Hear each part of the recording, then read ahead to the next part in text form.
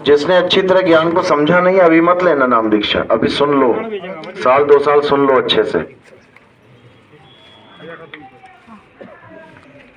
क्योंकि बिना समझे बूझे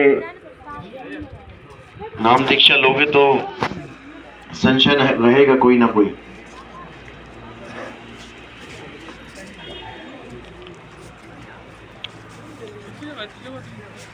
सत्संग या तो मोबाइल में सुने हो या फिर आपस में बात करके समझ लिए हो, एक ही बात है।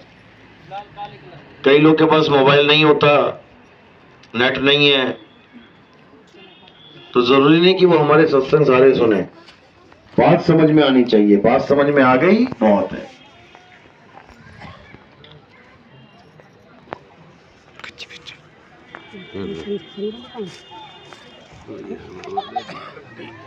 एक महीना नहीं हुआ जी।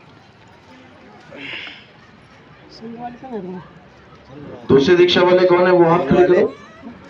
ये तो है।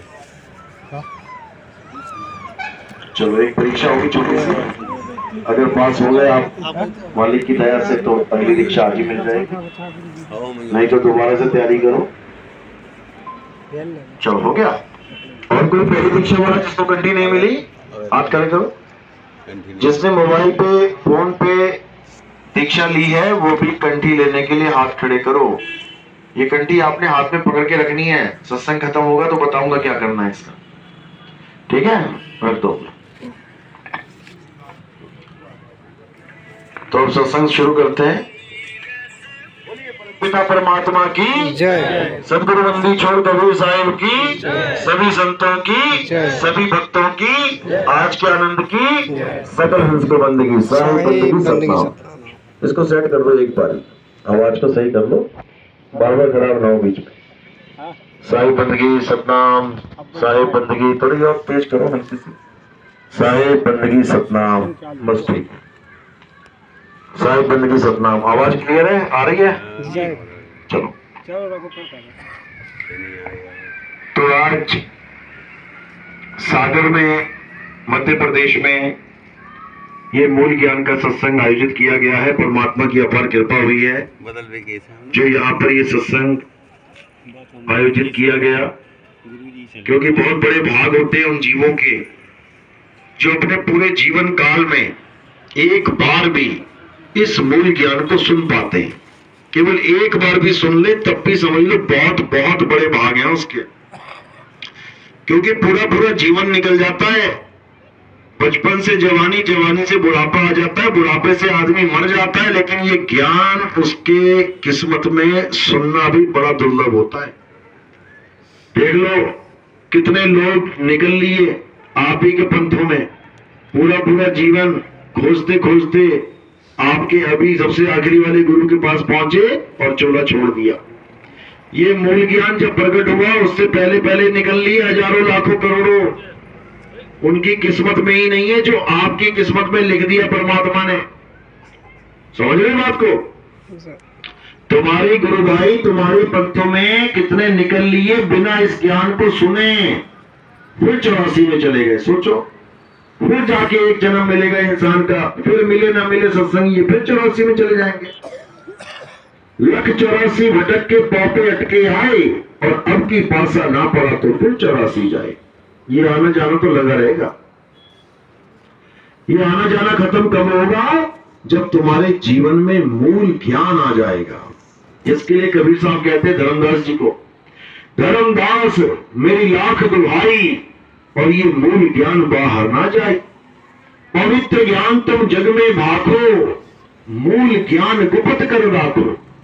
मूल ज्ञान बाहर जो पढ़ी, पिछली पीढ़ी हंस न तरही। अगर ये मूल ज्ञान तुमने अभी खोल दिया सबके सामने तो इतने इतने इतने नकल करने वाले आ जाएंगे कि समझ ही नहीं पाएगा ये जीव कि असली कौन है, नकली कौन है। अभी समुद्र में से एक बूंदी निकाली थी, देखो यूट्यूब पे कैसे भरे पड़े हैं। एक ही बूंद निकाली है अभी मूल ज्ञान के सत्संग की, और इतने यूट्यूब पे गुरु बन के बैठ गए इसी ज्ञान को, हमारे ज्ञान को सुन सुन के। और जो पुराने गुरु बैठे हुए थे पहले से अड्डा जमा के, उस सबकी भाषा देख लेना बदल गई। अब सब आत्मा आत्मा आत्मा कर रहे हैं। जो पाथर पूज रहे थे जो कृष्ण जी को पत्थर बोल रहे थे, पत्थर को कृष्ण बोल रहे थे, आज वो कहते हैं कि कृष्ण तो आत्म तत्व है, कृष्ण तो आत्मा है, तो तुम क्यों पूज रहे हो पत्थर? जब कृष्ण आत्मा है, राम जी आत्मा है, हनुमान जी आत्मा है, तो भैया पत्थर क्यों पूज रहे हो? क्यों पूज रहे हैं? क्योंकि आत्म ज्ञान नहीं है। अगर आत्म ज्ञान होता तो कोई आत्मज्ञानी पत्थर पूज के दिखाए। कबीर साहब क्या कह रहे हैं? पाथर पूजे तो हरि मिले, तो मैं पूजू पहाड़। ये जितने पत्थर पूजनीय हैं, जितने भी बैठे हुए हैं, यूट्यूब पे लगा लो, टीवी पे लगा लो, इन सबको एक ही पानी में साफ कर दिया साहेब ने कि पाथर पूजे हरि मिले तो मैं पूजू पहाड़, और वैसे ये चाकी बली जो पीस खाए संसार, उससे अच्छी तो ये चक्की है जो घर घर में पेट तुम्हारा भर रहा है ना, घर घर में सबका पेट भर रही है। कौन है वो?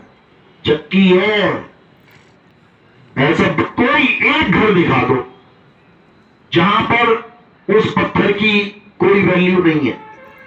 हिंदू आटा पिसवाता है, आटा पिसवाता है कि गेहूं? गेहूं पिसवाता है। मुसलमान गेहूं पिसवाता है, सिख गेहूं पिसवाता है, ईसाई गेहूं पिसवाता है, जैन बौद्ध जितने भी हैं A to Z सारे उस पत्थर के सहारे बैठे हैं। अगर सारी चक्कियां बंद हो जाए तो मैं नानी याद आ जाए। अब क्या करें? बकरी की तरह दाने चबाते फिरोगे?